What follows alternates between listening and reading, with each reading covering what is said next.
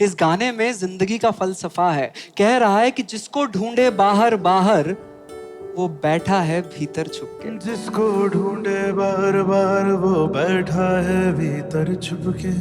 तेरे अंदर एक समंदर क्यों ढूंढे तुपके तुपके।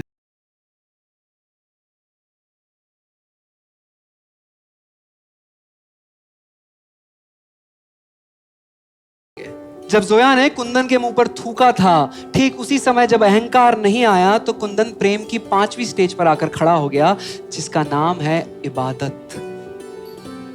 इबादत शब्द जानते हैं आप लोग?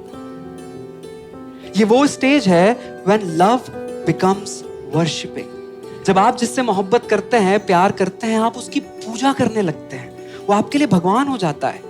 कई एग्जाम्पल्स हैं हमारी हिस्ट्री में। मीरा ने प्रेम किया इतना, बुल्ले शाह ने इतना, कबीर ने इतना, कि मेरा मानना है कि इन लोगों ने भगवान से प्यार नहीं किया, इन लोगों ने जिससे प्यार किया इतनी शिद्दत से किया कि वो भगवान बन गए।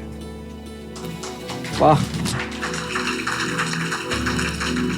तो बस अब कुंदन ले चला अपने प्यार को उसके प्यार से मिलाने। भागा भागा पहुंचा पंजाब। सबसे पहले देखता है कि जसजीत तो मर चुका।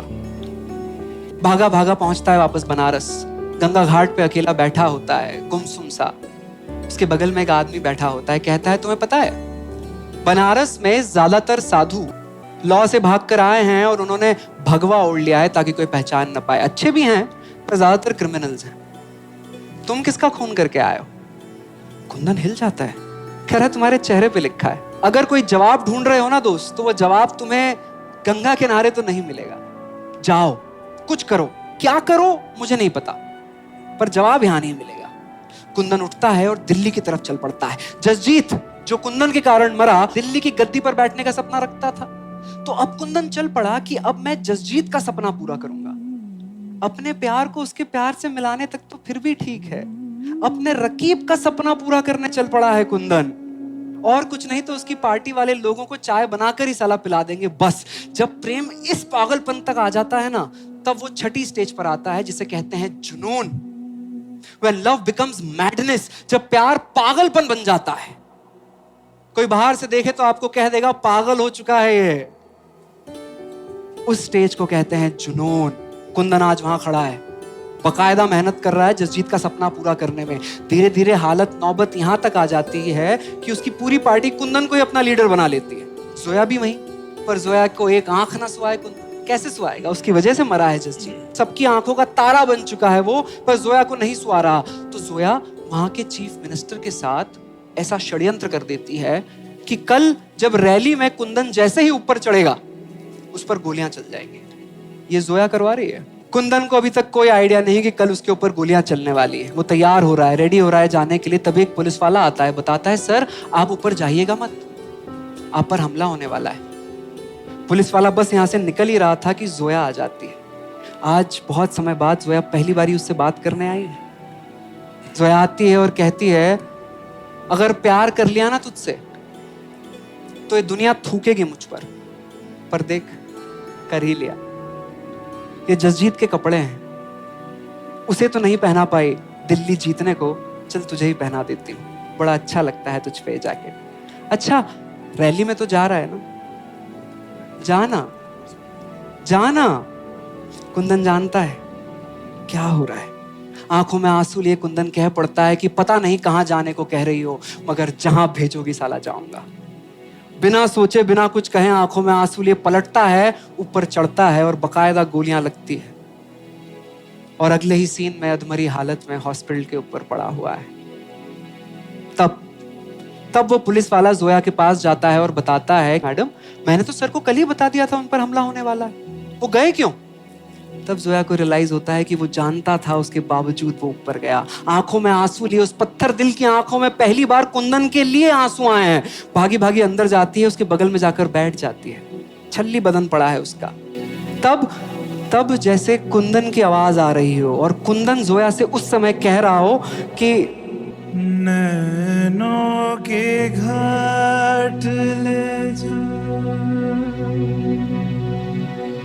नैनों के नैया,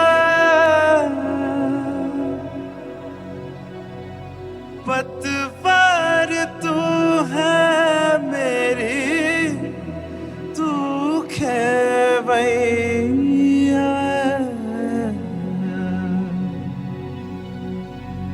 जाना है पार तेरे, तू ही भंवर है, पहुंचेगी पार कैसे नाजुक सी नैया।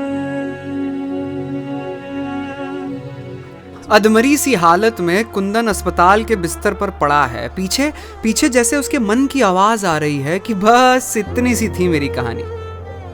एक शरीर था जो हमें छोड़ चुका था, यह मेरा सीना लेकिन जिसमें अभी भी आग बाकी थी। हम उठ सकते थे मगर किसके लिए, हम चीख सकते थे मगर किसके लिए। मेरे सीने की आग या तो मुझे जिंदा कर सकती थी या तो मुझे मार सकती थी, पर साला अब उठे कौन? कौन फिर से मेहनत करे दिल लगाने को, दिल तुड़वाने को? अबे कोई तो आवाज दे के रोक लो, कोई तो रोक लो।